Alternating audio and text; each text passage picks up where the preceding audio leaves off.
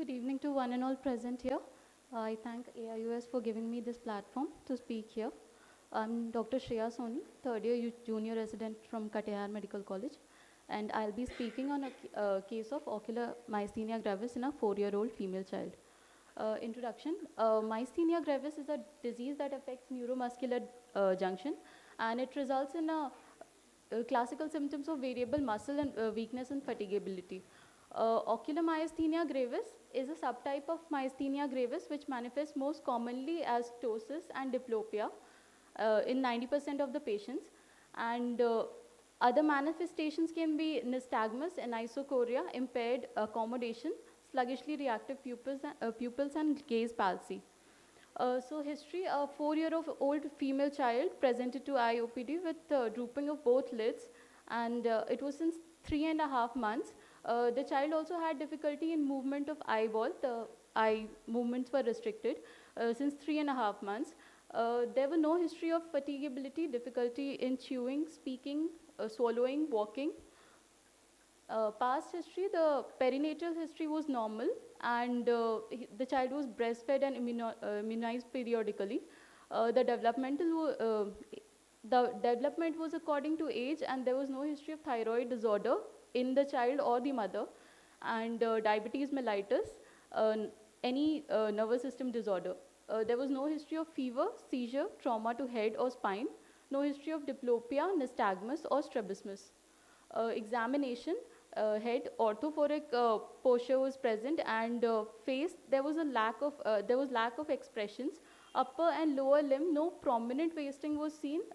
Normal tone was there, and reflexes were normal. Systemic examination, respiratory system, cardiovascular system, per abdomen and central nervous examination were normal, and no palaeictus cyanosis, clubbing, and lymphadenopathy were present.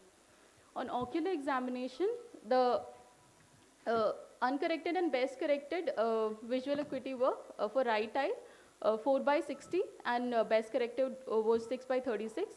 Uncorrected was 4/60 in left eye, and best corrected was 6/36.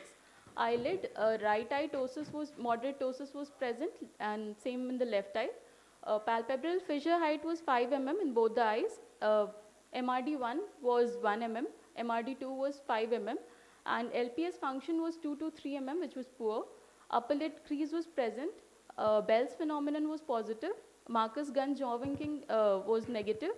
Ice pack test was positive, and extraocular movements were moderately restricted in all the directions, -2 to -3. And fatigability, it worsened on the up gaze in both the eyes. Kogan twitch sign was positive, and bean fang sign was positive in both the eyes. And lid lag was absent. This is the image of the patient during the first visit. So this first picture is before ice pack test. The second picture is after we applied the ice pack for 2 to 3 minutes in the left eye. So in the ptosis reduced. Investigations that we did were acetylcholine receptor antibody test, which came positive, which was 17.91 nanomole per liter. TSH, T3, T4 were normal. CCT thorax was done to rule out thymoma, or thymic tumors can be present in such cases, so that came out to be normal study. CBC, ANA, ESR, RBS, and peripheral blood smear were done, which were within normal limit. To rule out SLE and diabetes and pernicious anemia. The treatment that we gave was corticosteroid.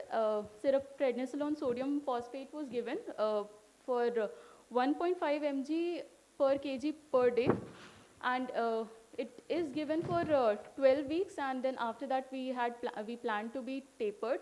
This was done in accordance to pediatric neurologist in from the college, and with it multivitamins were given, calcium and vitamin D3 was given.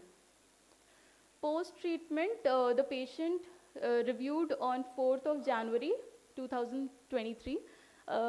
That was after 8 weeks of corticosteroid therapy, after which the best corrected visual acuity was 6/9. No ptosis was present. Extraocular movements were within normal limit. Kogan twitch sign was negative. Bean fang sign was also negative, and ocular fatigability had reduced. So discussion, myasthenia gravis is a potentially serious but treatable autoimmune disease affecting neuromuscular junction of skeletal muscle. And ocular myasthenia gravis can mimic isolated cranial nerve palsies, gaze palsies, and internuclear ophthalmoplegia, blepharospasm, and a stroke. The differential diagnoses were congenital myasthenic syndrome, thyroid ophthalmopathy, Lambert-Eaton myasthenic syndrome, chronic progressive external ophthalmoplegia, even though it's present in third or fourth decade, but early onset, and muscular dystrophy, pupil sparing third nerve palsy, and brainstem trauma. These are my sources.